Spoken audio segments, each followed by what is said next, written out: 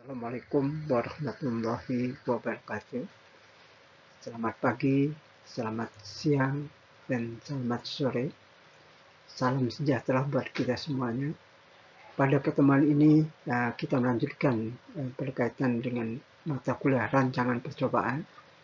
Mana pada pertemuan ini kita membahas salah satu bagian dari rancangan percobaan adalah rancangan acak kelompok faktorial atau RAKF. Ya.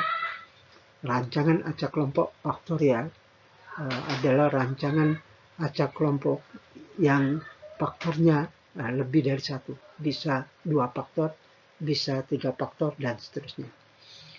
Jadi pada kesempatan ini kita akan bahas tentang rancangan acak kelompok faktorial 2 faktor. Dan sekaligus kita akan memberikan contoh soal dan cara perhitungan dari rancangan acak kelompok faktorial 2 faktor tersebut. Dan ciri khas dari rancangan acak kelompok adalah selain ada kombinasi dari kedua faktor, ya, di sana ada pengelompokan, ada ke kelompok, dan kelompok ini juga merangkap sebagai ulangan. Jadi kalau penelitian ini menggunakan 5 ulangan, maka berarti di sana ada 5 kelompok, ada 5 kelompok. Nah, pada pembahasan kita ini kita bahas tentang rancangan acak kelompok faktorial 2 kelompok, di mana si peneliti meneliti pengaruh dari faktor pertama, yaitu kompos berupa permakompos, dan pengaruh faktor kedua yang ingin dia ketahui, dia teliti adalah pengaruh pupuk, yaitu berupa pupuk fosfat. Sehingga ada 2 faktor. Faktor pertama disimbolkan A dan faktor kedua disimbolkan B. Untuk faktor pertama terdiri dari 2 taraf, yaitu untuk faktor kompos berupa permakompos terdiri dari 2 taraf, yaitu disimbolkan A0 tanpa diberi kompos atau tanpa diberi permakompos atau sebagai kontrol, dan taraf kedua yaitu A1 disimbolkan A1, yaitu diberi kompos berupa permakompos sebanyak 5 ton per hektar. Selain itu untuk faktor yang kedua itu terdiri dari 3 taraf. Taraf pertama untuk faktor kedua disimbolkan dengan B.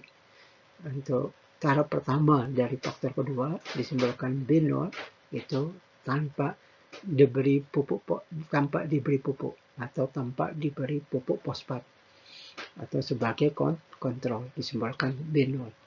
Untuk taraf kedua dari faktor kedua yaitu diberi pupuk fosfat sebanyak 50 kg fosfat per hektar, disimbolkan B1. Dan selanjutnya untuk taraf ketiga dari faktor kedua yaitu disimbolkan B2, yaitu diberi pupuk fosfat sebanyak 100 kg fosfat per hektar. Dari kedua faktor, di mana masing-masing faktor pertama 2 taraf dan faktor kedua 3 taraf, maka bisa kita susun kombinasi dari kedua faktor 2 kali 3, maka terbentuk 6 kombinasi. 6 kombinasi di mana dari kedua taraf, dari setiap taraf, dari kombinasi masing-masing taraf dari kedua faktor, yaitu terdiri dari A0B0, A0B1, A0B2, A1B0, A1B1, dan A1B2. Nah, selanjutnya dalam penelitian ini dilakukan 5 ulangan, dan ulangan merangkap sebagai kelompok. Jadi ada 5 kelompok. Nah, ciri khas dari rancangan acak kelompok adalah bahwa di luar penelitian, di luar faktor penelitian, terdapat ada satu faktor lain tetapi yang tidak ingin diketahui, tidak ingin diteliti, atau di luar dari cakup ruang lingkup penelitian yang mempengaruhi penelitian sehingga dimasukkan ke dalam kelompok. dimasukkan dalam kelompok atau dimasukkan dalam ulangan yang menjadi kelompok. Ini membedakan antara rancangan acak kelompok faktorial dengan rancangan acak lengkap faktorial.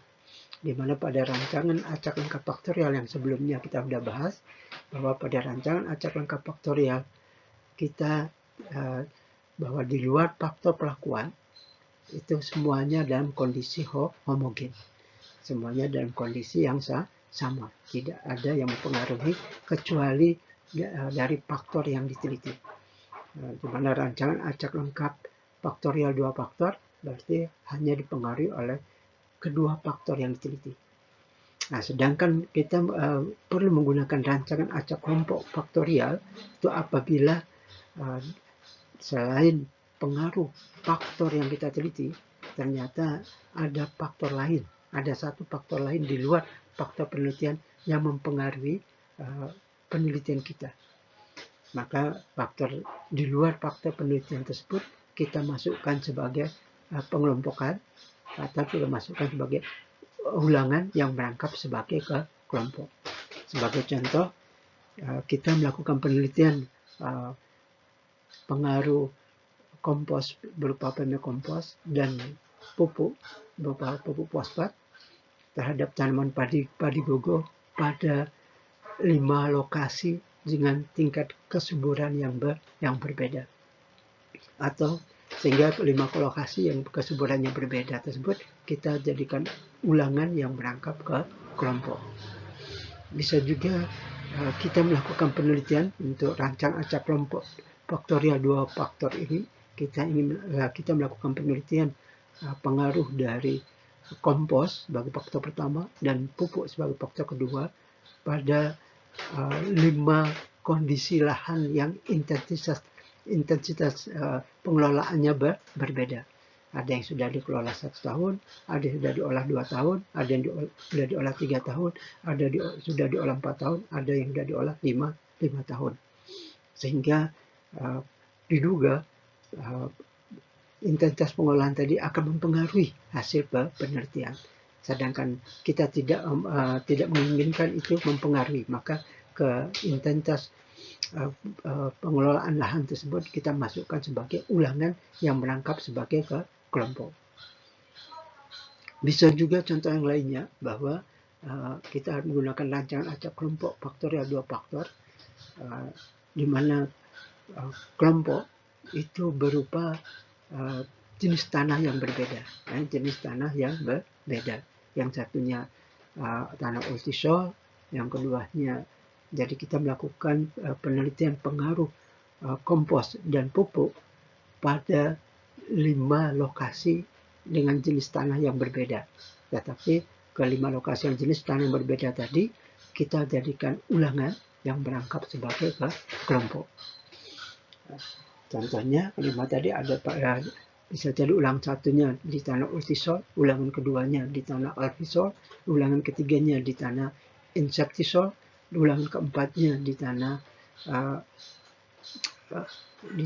tanah alfisol dan yang lainnya yang kelima di tanah entisol.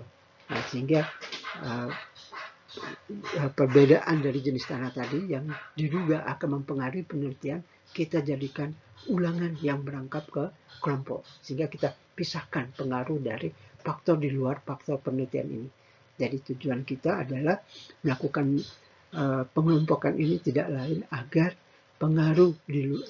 adanya pengaruh di luar pengaruh faktor pelakuan itu kita pisahkan, untuk kita pisahkan.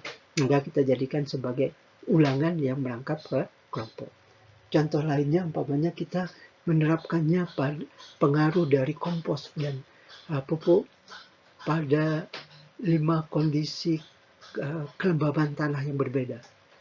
Mulai dari lokasi 1 umpamanya di daerah pergunungan yang tinggi tingkat kadar airnya tidak jenuh air, pada kelompok kedua di punggung lahan, di punggung bukit, sedangkan pada kelompok ketiga di dataran sedang, kelompok keempat di dataran rendah tapi tidak terkenal, dan di lokasi yang kelima, kelompok kelima di lahan yang mengalami pasang surut.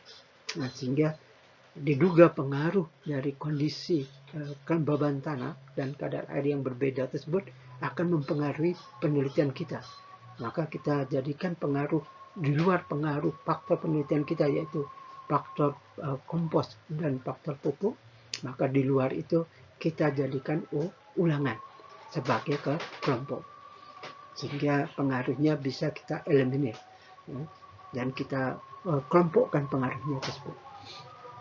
Nah, jadi di situ yang membedakan antara rancangan acak lengkap dengan rancangan acak kelompok. Kita lanjutkan ke slide berikutnya. Sebelum kita lanjutkan ke slide berikutnya, bisa juga kita perlu menggunakan rancangan acak kelompok, di mana kelompoknya itu berupa ketinggian tempat yang berbeda-beda. Ketinggian tempat yang berbeda-beda di lahan dengan ketinggian tempat yang berbeda-beda. Yang satunya pada ketinggian 50 meter dari permukaan laut, yang keduanya pada ketinggian 100 meter dari permukaan laut, yang berikutnya pada ketinggian 150 meter dari ketinggian laut, yang berikutnya pada ketinggian 200 meter dari ketinggian laut, dan yang kelima pada ketinggian 250 meter dari permukaan air laut. Itu bisa kita masukkan sebagai ulangan yang berangkap ke kelompok.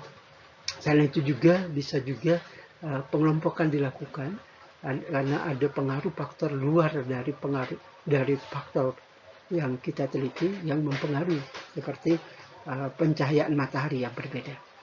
Yang satunya pencahayaan penuh, yang kedua pencahayaannya 75%, yang ketiga pencahayaan mataharinya 60%, yang ulangan keempatnya pencahayaan 50%, yang berikutnya pencahayaannya kurang dari 50%. Nah, maka perbedaan pencahayaan ini yang diduga akan mempengaruhi hasil penelitian kita, tapi tidak akan kita teliti, belum bagian dari yang kita teliti.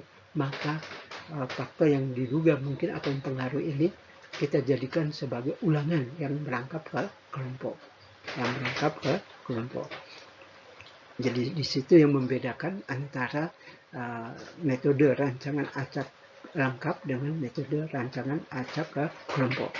Mana dalam rancangan acak lengkap, sekali lagi bilang bahwa hanya faktor pelakuan saja yang mempengaruhi, di luar faktor pelakuan adalah seragam.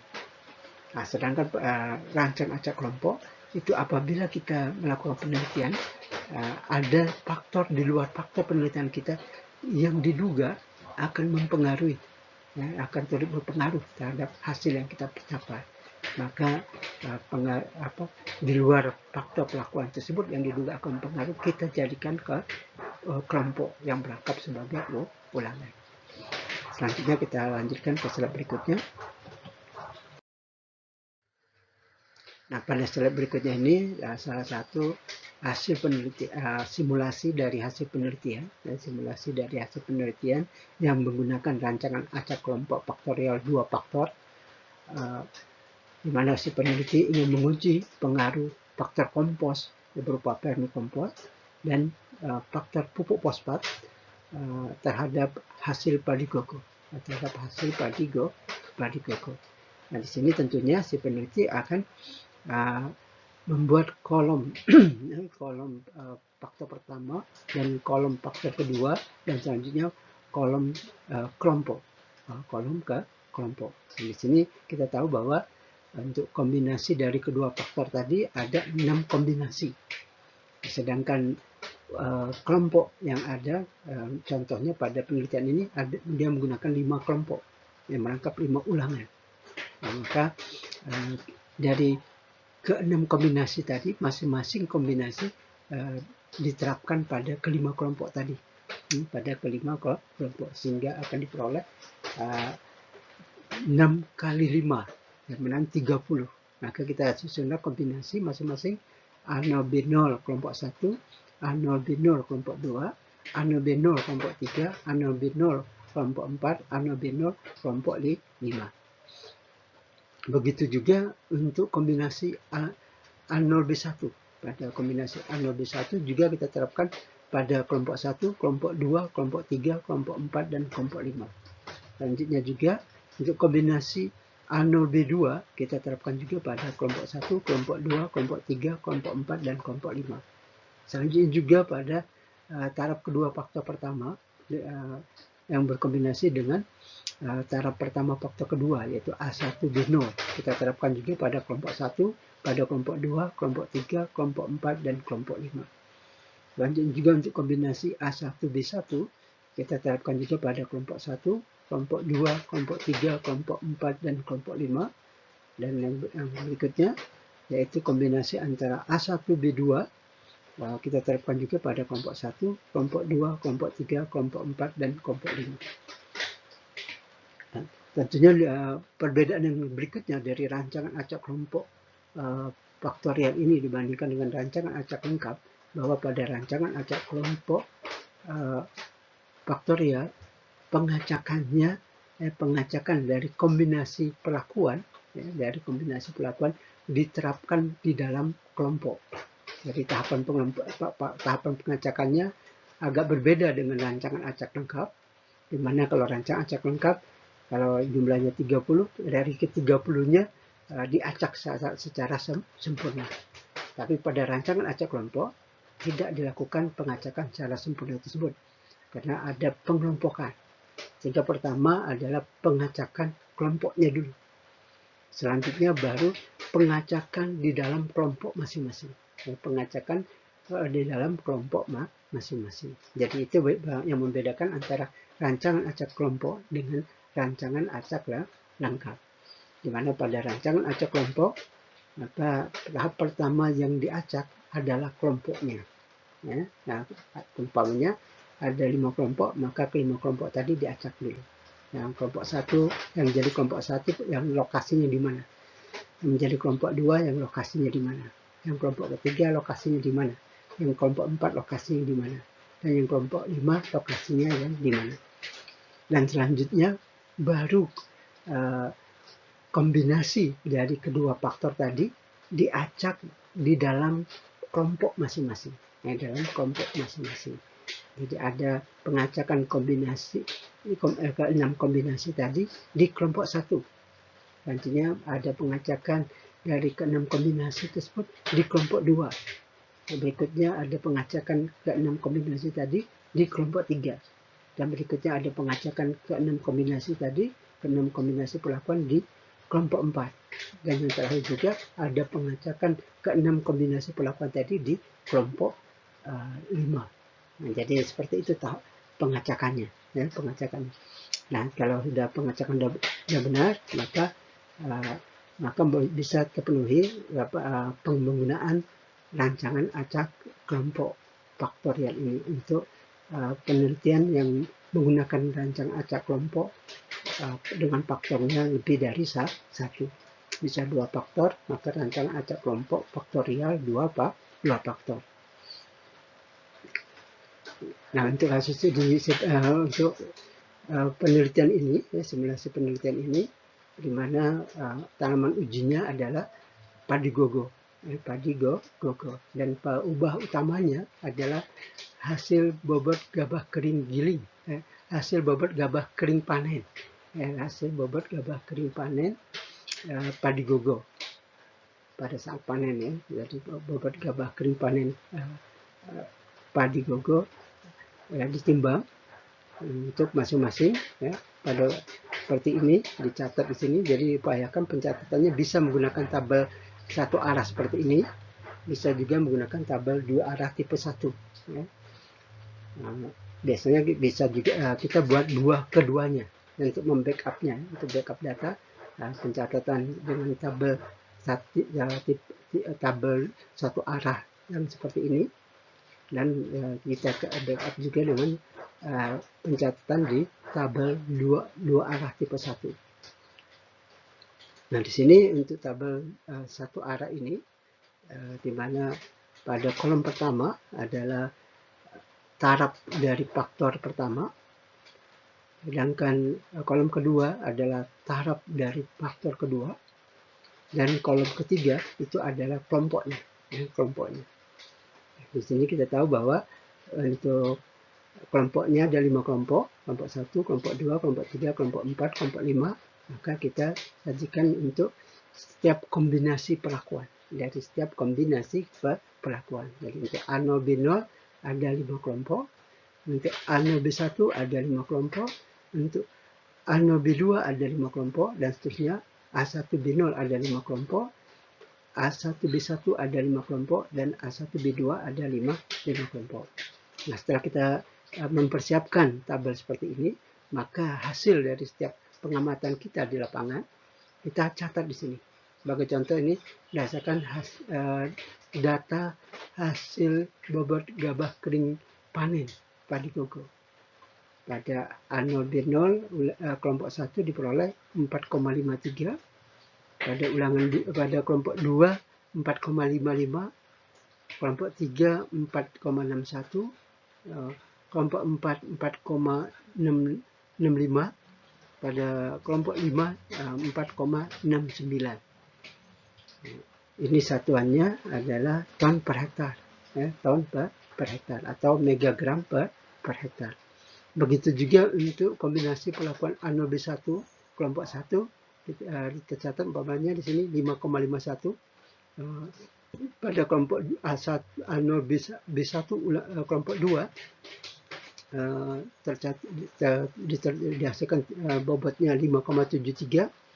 Ulangan ketiga 5,85.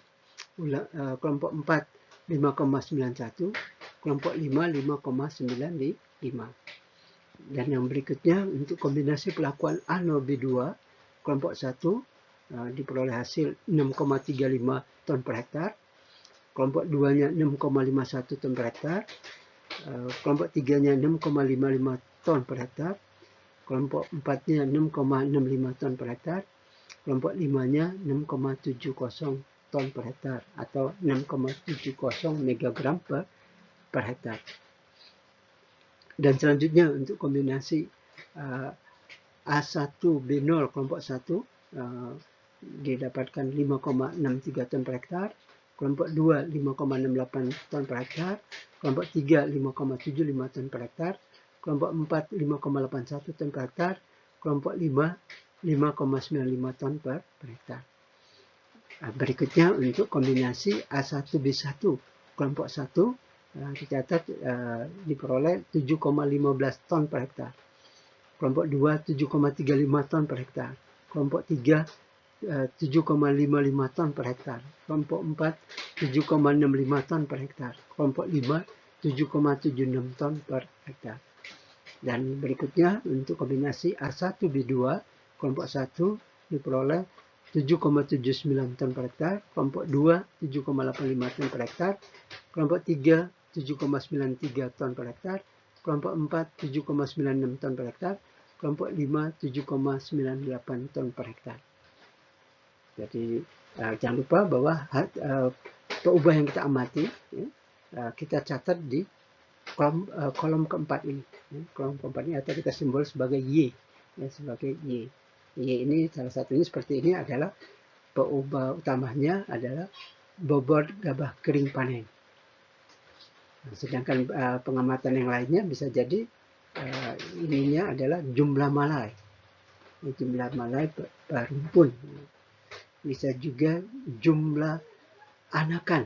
Jumlah anakan dari tanaman padi koko.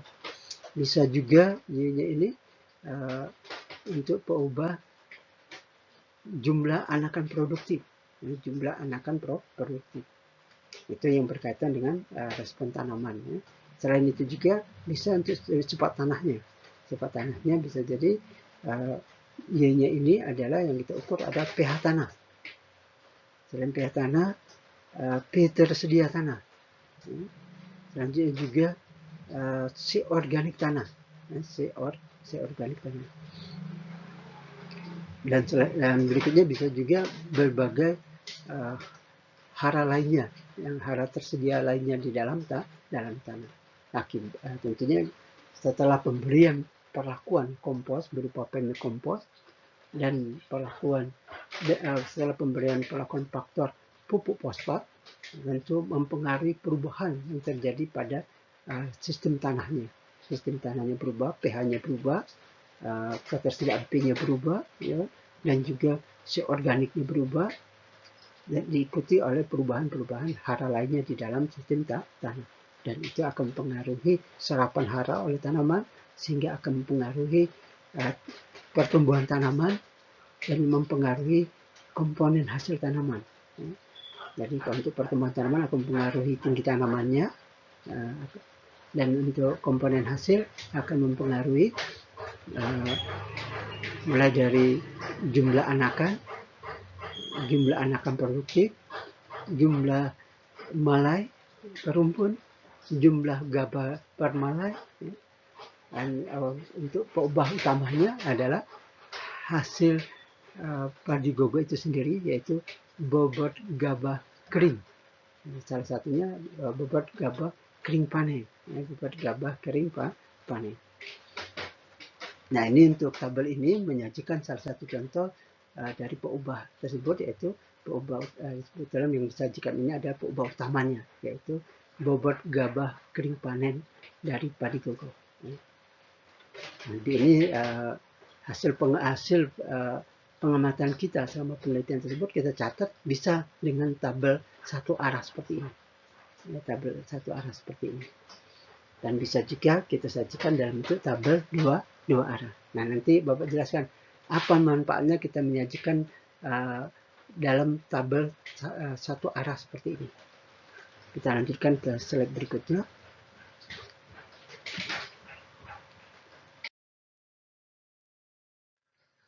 Nah, pada slide berikutnya, setelah kita yang tadi, ini tabel yang tadi, maka setelah kolom Y, ya, peubah utama tadi, ya, atau untuk peubah-peubah yang lainnya, maka kita isikan, siapkan kolom yang berikutnya di sebelah kanan.